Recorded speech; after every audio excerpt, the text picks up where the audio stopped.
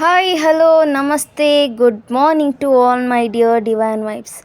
I hope you all are doing great and awesome in your life. Yes, ನಾನು ಇವತ್ತು 11 ದಿನಗಳ ಹನುಮಾನ್ ಚಾಲಿಸ್ ಪಾರಾಯಣದ ಮಹತ್ವದ ಬಗ್ಗೆ ಹೇಳಲಿದ್ದೇನೆ. ಓಂ ಶ್ರೀ ಹನುಮತೆಯೇ ನಮಃ. ನಮಸ್ಕಾರ ಪ್ರಿಯ ಭಕ್ತರೇ, ಇಂದಿನ ಈ ಪವಿತ್ರ ಕಾರ್ಯಕ್ರಮಕ್ಕೆ ನಿಮ್ಮೆಲ್ಲರಿಗೂ ಹೃತ್ಪೂರ್ವಕ ಸ್ವಾಗತ.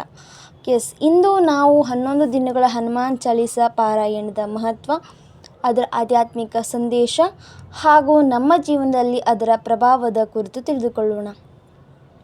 ಹನುಮಂತನು ಭಕ್ತಿ, ಶಕ್ತಿ, ಜ್ಞಾನ, ವಿನಯ ಮತ್ತು ಸೇವೆಯ ಪ್ರತೀಕ ಎಂಬುದು ಎಲ್ಲರಿಗೂ ಗೊತ್ತು. ಹಿಂದೂ ಸಂಪ್ರದಾಯದಲ್ಲಿ ಹನುಮಂತನನ್ನು ಚಿರಂಜೀವಿ ಎಂದು ಕರೆಯಲಾಗುತ್ತದೆ. ಇಂದಿಗೂ ಭಕ್ತರ ಪ್ರಾರ್ಥನೆಗಳನ್ನು ಆಲಿಸಿ ಕಾಪಾಡುವ ದೇವರೆಂದು ಲಕ್ಷಾಂತರ ಜನರು ನಂಬುತ್ತಾರೆ. ಹನುಮಾನ್ ಚಾಲಿಸ ರಚಿಸಿದವರು ತುಳಸಿದಾಸರಾಗಿದ್ದಾರೆ.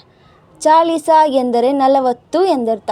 ಈ ಸ್ತೋತ್ರದಲ್ಲಿ 40 ಚೌಪಾಯಿಗಳ ಮೂಲಕ ಹನುಮಾನ್ ಅವರ ಮಹಿಮೆ ಮತ್ತು ಶಕ್ತಿಯನ್ನು ವರ್ಣಿಸಲಾಗಿದೆ. ಹನುಮಂತನ ಜನ್ಮ ಮತ್ತು ಮಹತ್ವವನ್ನು ತಿಳಿಯುವುದಾದರೆ, ಹನುಮಂತನು ಅಂಜನಾದೇವಿಯ ಪುತ್ರನಾಗಿದ್ದು ವಾಯುದೇವನ ಅನುಗ್ರಹದಿಂದ ಜನಿಸಿದನೆಂದು ಪುರಾಣಗಳು ತಿಳಿಸುತ್ತವೆ. ಆದ್ದರಿಂದ ಅವರನ್ನು ವಾಯುಪುತ್ರ ಎಂದು ಕರೆಯುತ್ತಾರೆ. ಬಾಲ್ಯದಲ್ಲೇ ಹನುಮಂತನು ಸೂರ್ಯನನ್ನು ಹಣ್ಣೆಂದು ಭಾವಿಸಿ ಹಿಡಿಯಲು ಆಕಾಶಕ್ಕೆ ಹಾರಿದ ಕತೆ ಪ್ರಸಿದ್ಧವಾಗಿದೆ ಮತ್ತು ಅದು ಎಲ್ಲರಿಗೂ ತಿಳಿದಿದೆ. ಈ ಕತೆ ನಮಗೆ ಒಂದು ಸಂದೇಶ ನೀಡುತ್ತದೆ. ಅದೇನೆಂದರೆ, ಅಸಾಧ್ಯವೆಂದು ಕಾಣುವ ಗುರಿಗಳತ್ತ ಧೈರ್ಯದಿಂದ ಸಾಗಬೇಕು ಎಂಬುದು. ಆದ್ದರಿಂದಲೇ ಹನುಮಂತನಿಗಾಗಿ ಒಂದು ಮಂತ್ರವೂ ಕೂಡ ಇದೆ. ಅಸಾಧ್ಯ ಸಾಧಕ ಸ್ವಾಮಿನ್ ಅಸಾಧ್ಯಂ ತವ ಕಿಂ ವದ, ಶ್ರೀರಾಮದೂತ ಕೃಪಾ ಸಿಂಧು ಮತ್ಕಾರ್ಯಂ ಸಾಧಿಯ ಪ್ರಭು, ಹರಿ ಮರ್ಕಟಾಯ ನಮಃ ಎಂಬುದಾಗಿದೆ.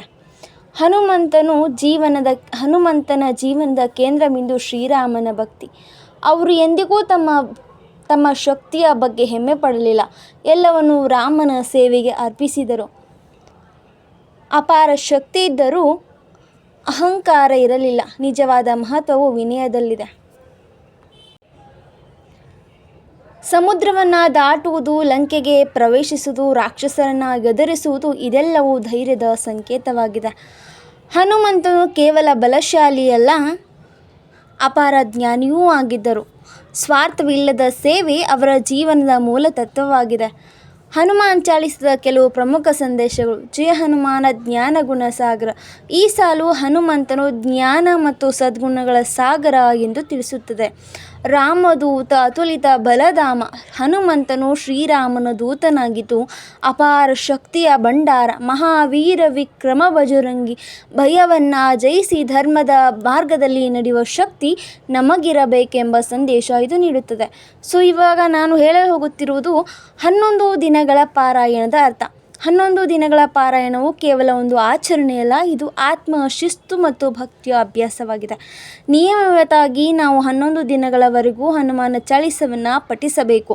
ಇದರಿಂದ ನಮ್ಮಲ್ಲಿ ಸಕಾರಾತ್ಮಕತೆ ಹೆಚ್ಚಾಗುತ್ತದೆ. ದೇವರ ಸ್ಮರಣೆಯಿಂದ ಸಮಯ ಕಳೆಯುವುದರಿಂದ ದೇವರ ಆಶೀರ್ವಾದ ನಮಗೆ ಸಿಗುತ್ತದೆ. ನಮ್ಮಲ್ಲಿರುವ ಕೋಪ, ತಾಪ, ಕೆಟ್ಟ ಎನರ್ಜಿ ನಮ್ಮಿಂದ ಹೊರಹೋಗುತ್ತದೆ. ಸೊ 11 ದಿನಗಳ ಕಾಲ ಯಾವ ನಾವು ವೃತ್ತವನ್ನು ಆಚರಿಸಬೇಕು ಎಂದರೆ,